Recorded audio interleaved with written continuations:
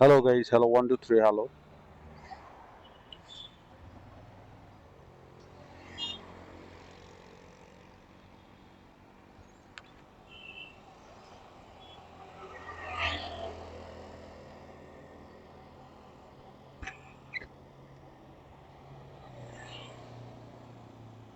Hello 1 2 3, hello.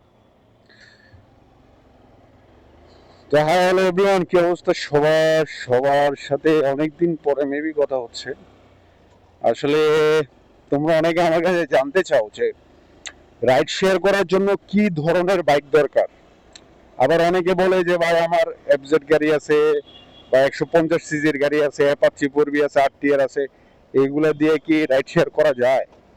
আমি বলবো ভাই, তুমি চাইলে রয়্যাল এনফিল্ড দিয়েও রাইড শেয়ার করতে পারো। ইস্ট ডিপেন্ড অন ইউ। তুমি চাইলে রয়্যাল এনফিল্ড দিয়েও চাইলে তুমি রাইড শেয়ার করতে পারো। তুমি চাইলে হায়ার সিসির গাড়ি 250 আছে, 300 আছে, ওড়ি দিয়েও তুমি রাইড শেয়ার করতে পারো। It's totally depend on you ভাই।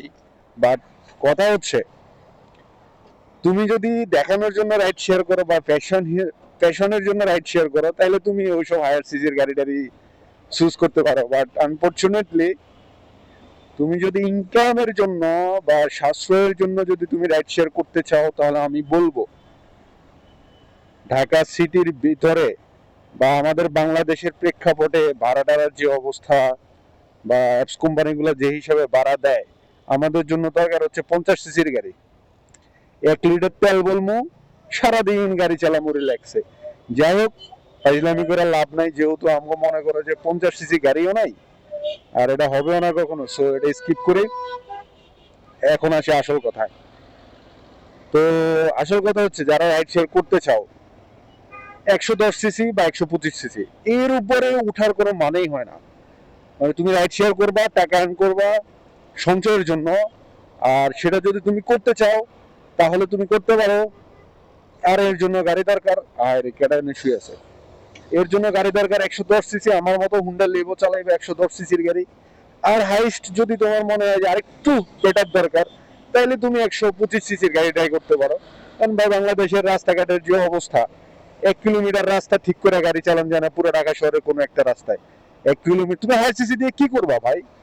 এই যে একটা 300 ফিট মা বলো যাই বলো, সবগুলোতে সিসি লিমিট দেওয়া আছে, তোমার স্পিড লিমিট দেওয়া আছে 60 80, তাহলে তুমি হাই সিসি দিয়ে কি করবা? ওই 60 80 তো মনে করো যে আমার 110 সিসি দিয়ে গাড়িতে উঠে 90, আমি কি 90 চালাই? কথা তো সেটা নয়। কথা হচ্ছে,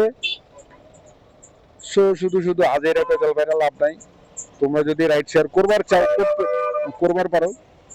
আর এই জন্য হচ্ছে, তুমি গাড়ি চুজের বিষয়টা যদি কেউ আমার জিজ্ঞেস করো, আমি বলবো তারে, মানে আমার পার্সোনালি মতামত, যে কেউ যদি আমার জিগাও যে ভাই রাইড শেয়ার করার জন্য কিরকম গাড়ি নিলে ভালো হয়, প্রথম কথা হচ্ছে ভাই, তোমার যদি ক্যাশ টাকা থাকে তুমি গাড়ি কেনো। ক্যাশ টাকা যদি না থাকে, ধার দেনা করে কিস্তি নিয়ে রাইড শেয়ার করতে আইসো না, প্রথম কথা।